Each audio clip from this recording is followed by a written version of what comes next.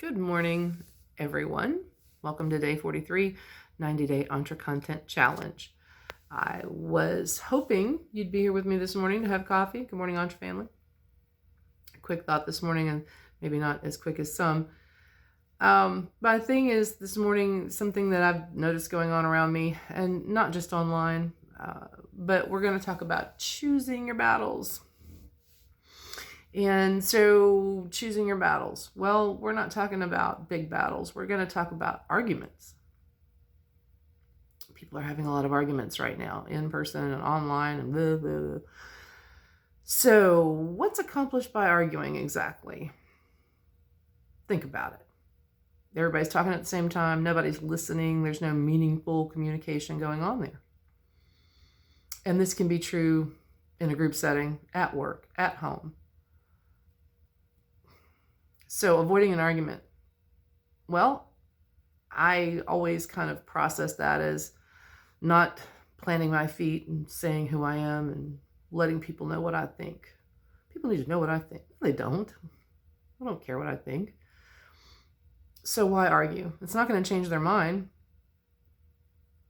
And if you're arguing with someone that you live with, it's going to be likely over something that hurt your feelings or got on your nerves, or that you saw as kind of a disrespect or inconsiderate thing. And if even one of you is angry, no. My dad's name was Bob Green. And in my family, we have this thing that we say. We went to the Bob Green School of XYZ, how to pack a car, how to do this, how to do that. I'm a graduate. Bob Green always said, once you get angry, you've lost the argument. So if you let someone make you angry, that's a choice. You think it's not, because you feel the anger building up. Sometimes your face gets hot and you're like, but it's a choice. You can look at who's talking to you and what I was raised with this. Consider the source, Anne-Marie. Okay. Well, if it's someone you care about, that's hard, isn't it? Because you want to be heard. If you feel like the wronged party, or you feel like you just need to be heard. But do you need to be heard in that venue? An argument is not anything that's going to be productive. How many arguments have you had with people that were close to you in your life? Siblings, spouses, significant others, children. So they don't produce anything, and we wade into them knowing this, but we're already a little hocked off, so we just wade in anyway, and then halfway through you're like, oh geez. And it drains you, and then you're just ticked off for the next couple of hours.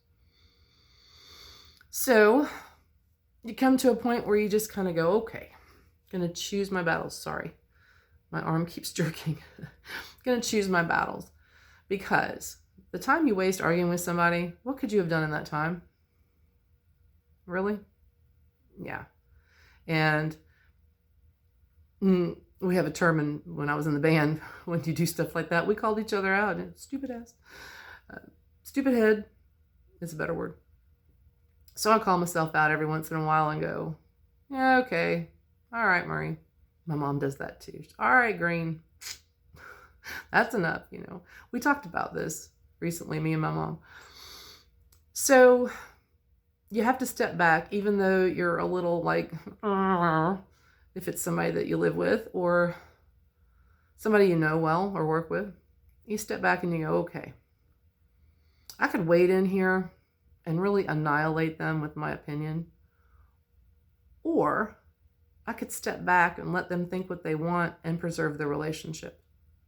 And there may be a place down the road where that conversation takes place in a whole other venue, and it's calm and no tempers are rising, and you can have an actual conversation, which means people are listening. People are listening to hear and not respond, instead of people escalating, and everybody's talking at the same time and nobody's listening. Nothing is accomplished there. I'm not saying you shouldn't stand up for what you believe in. And I'm the first person to say, if I feel attacked, then I come on strong. I do have a temper, but I'm super selective about where it gets let out and how. And I had to learn that. That was hard won. That was a lesson that started when I was young, and I still fight that battle today. But the beauty of age and experience is you just sort of go, and that's not worth it. I don't even have the energy for that argument. Just let them think what they want. I had a client one time, a young guy, who wanted to convince me that the earth was flat. Seriously, I didn't laugh in his face, but I listened to what he had to say, and I said, well, I know where you got that information. He said, but you don't agree? I said, no, I don't agree, but you're welcome to think what you want. And he just kind of brightened up and went, wow, because he was expecting a huge argument. I'm not going to argue the earth is round with somebody. I'm not Christopher Columbus. It was a waste of time. He left happy. I laughed really hard when he left, and let them think what they want. They're going to anyway. So choose your battles. If you're expending energy on stuff like that, you're not going to have energy for the stuff you really want to do. That's all I'm saying. So yeah, this is stuff I've seen going on around me, and that's my take on it.